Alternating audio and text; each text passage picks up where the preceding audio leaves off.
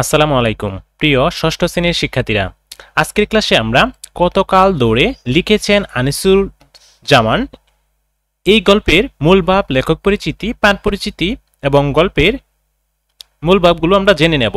তোমরা খুব ভালোভাবে এই গল্পটা পড়ে নিবে। যদি এই গল্পটা এই ক্লাসে আমরা পড়ে তোমাদের বুঝিয়ে দিই তাহলে ভিডিওটি অনেক বড় হয়ে যাবে। তোমরা গল্পটি খুব ভালোভাবে মনোযোগ সহকারে পড়ে নিও। আমরা প্রথমে গল্পের শব্দার্থ ও টিকাগুলো তোমাদের জেনে নেব। সামন্ত, যার অর্থ হচ্ছে রাজা বাদশার অধীনে ছোট রাজা। লোক লক্ষর, সেনাবাহিনী ও এদের সঙ্গের লোকজন। গরদান যেত, মাথা কাটা যেত।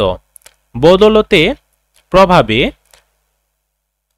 ঘোড়চুর, এক ধরনের খোপা।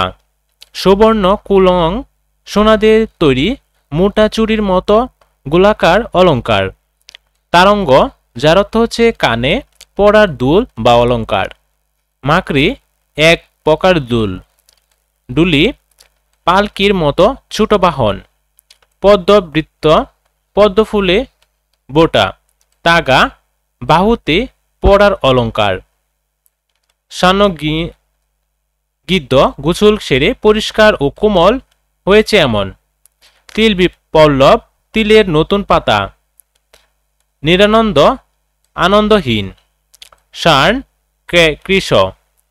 পাঠের উদ্দেশ্য: দেশ ও জাতির ইতিহাস ও জীবনযাত্রার ধারাবাহিক পরিবর্তন সম্পর্কে জানা। এবার আমরা পাঠ পরিচিতিটা পড়ে নেব। এই গল্পের যে মূল ভাবটা, সেই বিষয়টা এখানে পাঠ পরিচিতিতে তুলে ধরা হয়েছে। বাংলাদেশের ইতিহাস ২৫০০ বছর বা তারও বেশি সময়ের পুরনো। ইতিহাসে থাকে সব রকমের মানুষের জীবনযাত্রার পরিচয়।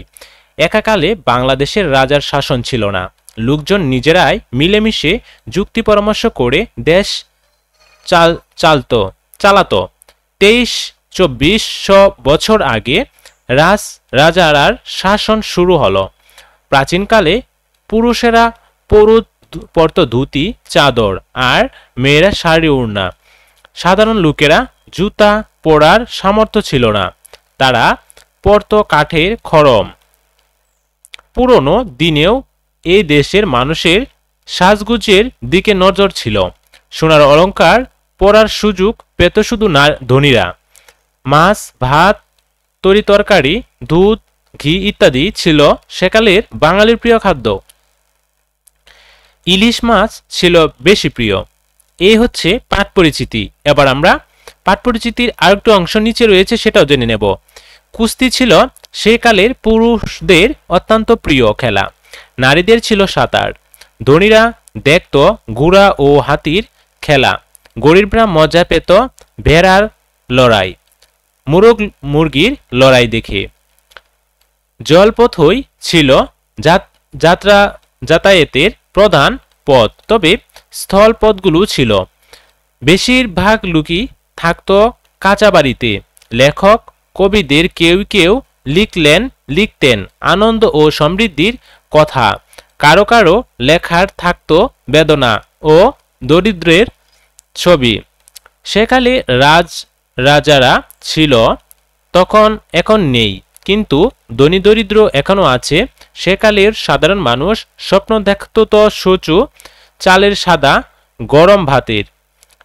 একালেও তারাও তাই দেখছে।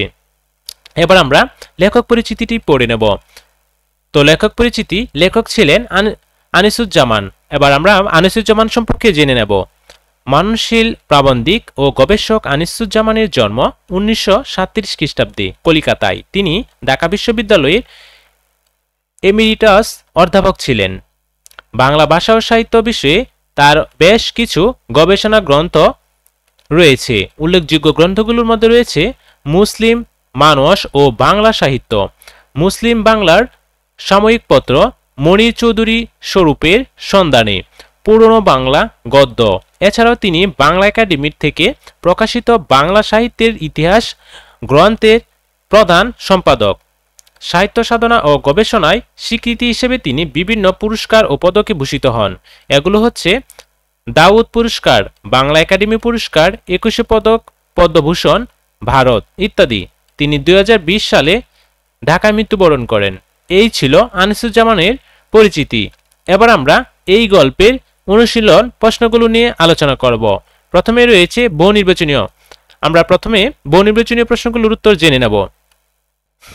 প্রাচীনকালে বাঙালির প্রিয় মাছ কি ছিল? উত্তর ঘ ইলিশ। সেকালের বেশিরভাগ লোকজনের কাঁচা বাড়িতে বসবাসের কারণ কি ছিল? অর্থের অভাব।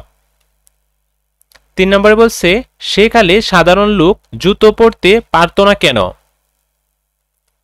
উত্তর ঘ রাষ্ট্রের নিষেধ ছিল। এই ভিডিওটি অনেক বড় হয়ে যাবে, তাই আজকের ভিডিওতে আমরা লেখক পরিচিতি, পাঠ পরিচিতি এবং শব্দার্থ টিকা ও বহু নির্বাচনীয় প্রশ্নগুলোর উত্তর তোমাদের বুঝিয়ে দিয়েছি। পরবর্তী ক্লাসে আমরা সৃজনশীল প্রশ্নটি নিয়ে আলোচনা করব।